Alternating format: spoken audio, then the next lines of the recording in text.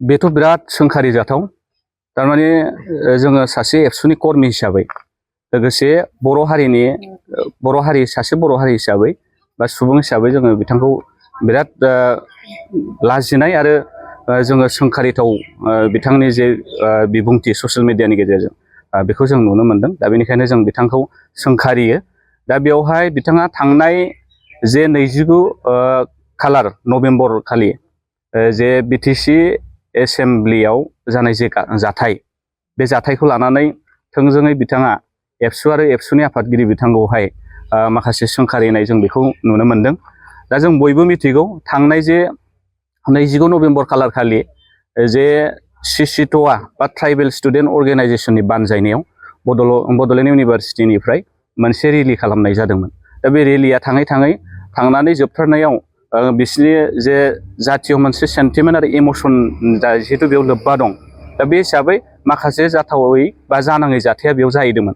दा बे हिसाबै बे जाथायनि सायाव एबसुखौ थोंजोङै लोब्बा दं आरो एबसुनि थुनज्लायनायावनो जादों होननानै दानि बिटिसिनि जे गाहाय चिफ हाग्रामा महिलारि बिथाङा एबसुखौ बुंनायनि सायाव दिपेन बर' साराहाय मोनसे प्रेस स्टेटमेन्ट होदोंमोन।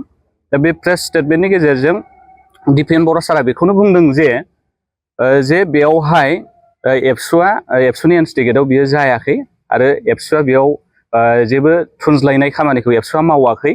जुदि एबसुआनो थुनज्लायनाय एबसुनि इन्स्टिगेटआव जुदि बे बिटिसि एसेम्ब्लियाव जानाय घटनाया जादोंब्ला जों बेनि सायाव इनकुवारि खालामनानै जोंखौ जेलाव दैथायहरनो हागोन आरो लोगोसे मा खालामनो हागोन जे आं नांगौबा आफादगिरि बिबाननिफ्राय आं ओंखारगोन होननानै बिथाङा बुंदोंमोन। दा बे पस्टखौनो लानानै बा बे स्टेटमेन्टखौनो लानानै कास्टम बसुमतारी बिथाङाहाय जे एबसुनि बे सोमावसारनायाव फ्लेग लानानै जे बेयाव सोमावसारनाय जादों बा सात्र ट्राइबेल स्टुडेन्ट अर्गेनाइजेसनफोरा फ्लेग लानानै बेयाव रेलि खालामनाय जादों। बै फ्लेगफोरखौ लानानै एबसुआ इनभल्भ गैया होननाया एबसुआ माला बिबान ओंखारो बा आफादगिरिया माला बिबान गारो होननाय मोनसे बिथाङा गावनि बिबुंथिनि गेजेरजों बुंफिनबाय आरो एबसुआ बेयाव थोंजोङै मा दङ इनभल्भ दं इनस्टिगेट खालामदों होननानै। नाथाय बेखौ बुंनो नागिरगोन आं दिनै जिहेतु जों मिथिगौ ट्राइबेल स्टुडेन्ट अर्गेनाइजेसना बेखौ बानजायदों बड'लेण्ड इउनिभारसिटिनिया। बेयाव इउनिट एबसु थायो बड'लेण्ड इउनिभारसिटियाव। दा बियो ट्राइबेलनि मोनसे बिराद गिदिर इस्यु। दा बे इस्युखाय इउनिट एबसुआ बेयावहाय जेबो कनसेन्ट गैयालासे गावसोर बिथांमोना बाहागो लादों एस ए ट्राइबेल स्टुडेन्ट हिसाबै। दा बेखौ बिथाङा मिथिनांगौमोन आरो लोगोसे बे हिसाबैनो जिहेतु इउनिट एबसु दंखायो एबसुआ ओंखारलांफाबाय। नाथाय बेयाव मोननै डिफारेन्स बाथ्रा दङ। जोंनि आफादगिरिया होनदों इनस्टिगेट खालामनाय। जे इनस्टिगेट खालामनाय जुदि दङब्ला एबसुआ इनस्टिगेट जुदि खालामनाय दंब्ला बे घटनाखौ खालामनानै इनस्टिगेट खालामनाय दंबा बेनि थाखाय जोंनि सायाव एक्सन लानो हागोन बा आङो आफादगिरि बिबाननिफ्राय रिजाइन होगोन होननानै। नाथाय जाय बाथ्राखौ बुंबाय थादों बिथाङा इनभल्भमेन्टनि बाथ्राखौ कास्टम बसुमतारी बै फ्लेगखौ लानानै। दा जों बेखौनो बुंगोन बिथाङा बे इनस्टिगेट आरो इनभल्भमेन्टनि बाथ्राखौ बे डिफारेन्सखौ बिथाङा बुजिनाया मोजांमोन। दा बेनिखायनो जों बिथांखौ खावलायो आरो बिथाङा बे गावनि बिबुंथिनि गेजेरजों जे बुंदों जे एबसुआ जेबो खामानि गैयाबा मा खालामनांगौ दलद जिरायनानै थानांगौ। जोंहा चिफ सारा गोबां खामानि दं होननानै। चिफआ खामानि दं जोंबो मिथिगौ बेखौ। खिन्थु एबसुआ मानो थाखाय जिरायनानै थानो? दिनै एबसुनि सोमावसारनायनि गेजेरजों जों मिथिगौ। एबसुनि सोमावसारनायनि गेजेरजोंनो जोङो बिएसि बिटिसि आरो बिटिआर जों मोननो हादों। एबसुनि सोमावसारनायनि गेजेरजों मुंख्लंफोरनि थैनि बिनिमयावनो जोङो बिएसि बिटिसि बिटिआर मोनदों आरो दिनैनि थासारि। दा बेबायदि समाव एबसुखौसो खामानि गैयै नुनानै बा एबसुआ खामानि गैयाबा जिरायनानै थानांसिगौ होननाया कास्टम बसुमतारीया सोर बेबायदि बुंनो सोर होखो बेनो बे अधिकारखौ?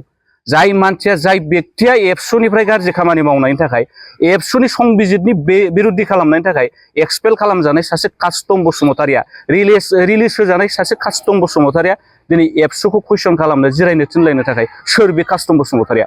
जों दिनै सोंनो बाध्य जादों। दा बेनिखायनो आरो बिथाङा मोनसे बाथ्राखौ बुंबावदों जे एबसुआ सिगाङाव 5 बोसोराव प्रमद बर'नि सरकाराव मा खालामदों? प्रमद बर'नि सरकाराव एबसुआ जेबो सोमावसाराखैमोन होननानै। एबसुआ गुबुन गुबुन हाबाफारि लानायखौ बिथाङा नुवाखै। राजनितिक नोजोरजोंसो नायबाय थादों बिथाङा। प्रमद बर'नि समाव जेबो सोमावसारासै। दिनै बिपिएफ सरकाराव फैनाय लोगो लोगो हाग्रामा महिलारिया चिफ जाफिननाय लोगो लोगो दिनै एबसुआ सोमावसारबाय होननानै बिथाङा बुंनो नागिरदों। दा बेयाव दिनै बुजिनानै लानांगोन जे इस्युआ गुबुन गुबुन समाव गुबुन गुबुन इस्यु फैयो। बिथाङा गावनो निस्सय मिथिगौ दिनैनि इस्युआ सारा आसाम नाङै सारा बड'लेण्डआव दिनै मोनद' जौगाखानाय हारिफोरनो आरो सुबुं सानखो थानाय हारिफोरनो एसटि होनायनि थाखाय सारा आसाम नाङै सोमावसारनाय जागासिनो दङ। दा बिथाङा बुंगोन नामा अब्ला बे गासिबो एबसुनि थुनलायनायाव बे सोमावसारनाया जादों? दिनै सारा कलेज इउनिभारसिटियाव ट्राइबेल स्टुडेन्टफ्रा अर्गेनाइज खालामगासिनो दं, आन्दालन खालामगासिनो दं ट्राइबेल होनो नागिरनायनि हेंथायै। बिथाङा बुंगोन नामा बेखौ एबसुनि थुनलायनायाव जादों होननानै? बयनिबो गावनि अधिकारखौ खहा जाजानो गिनायनि थाखाय दिनै सोमावसारदों। बिथाङा सासे बर' हिसाबै दिनै बेखौ मानो बुजिनो रोङाखै? दा बेनिखायनो बिथाङा मोजाङै साननांगौ। आरो मोनसे बाथ्राखौ बिथाङा बुजिनानै ला, हाग्रामा महिलारिया एबसुखौ जोनोम होआखै, हाग्रामा महिलारिखौ एबसुआसो जोनोम होदों। दा बेनिखायनो एबसुखौ बेबायदि बुंनायनिफ्राय बिथाङा गोजानाव थानांगोन।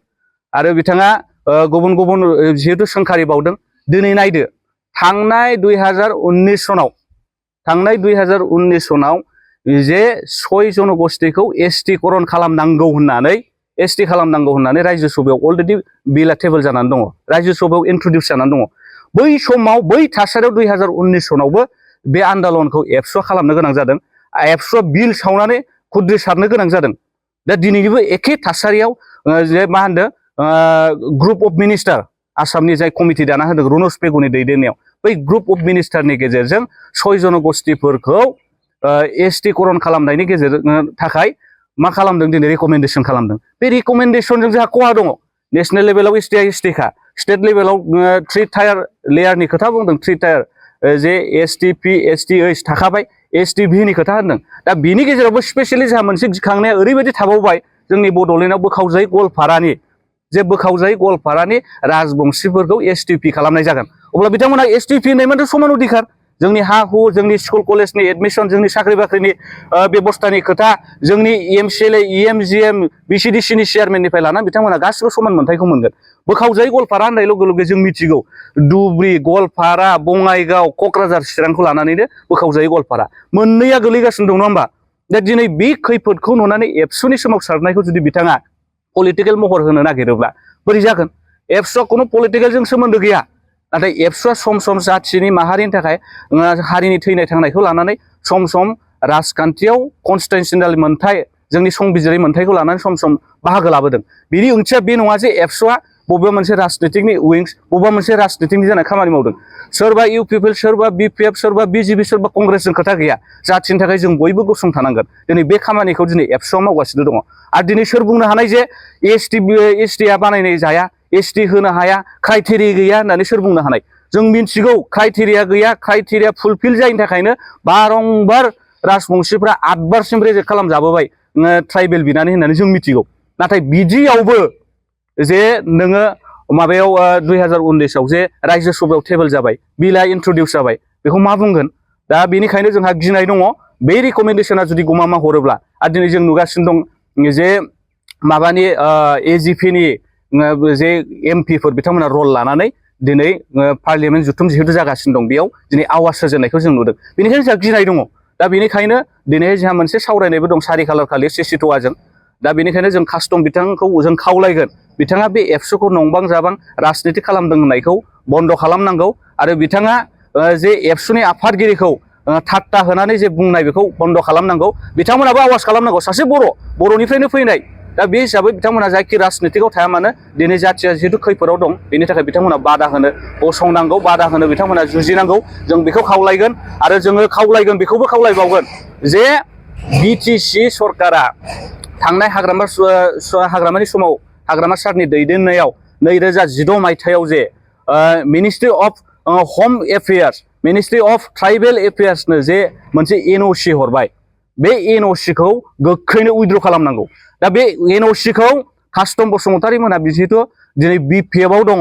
दा बिपिएफनि दैदेनगिरिखाय बिथांमोना हाग्रामा सारखौ खावलायनानै बिथांमोना बे उइथड्र खालामनायनि बेबस्थाखौ खालामनांगौ। जिहेतु जों मिथिदों बे जे एनअसि, बे एनअसिजोंनो दिनै रेकमेन्डेसन खालामनाय जादों होननानै आसामनि chief minister doctor Himanta Biswa शर्माया बुंदों। बेनिखायनो जों बिथांमोनखौ खावलायबाय जाहाथे बे एनअसिखौ उइथड्र खालामो आरो बेनिफ्राय एसटि होनो थांनायनि बिरुद्धियै बिथांमोनाबो आवाज होनांगौ, सासे ट्राइबेल हिसाबै, सासे बर' हिसाबै जों बेखिनिखौ खावलायो।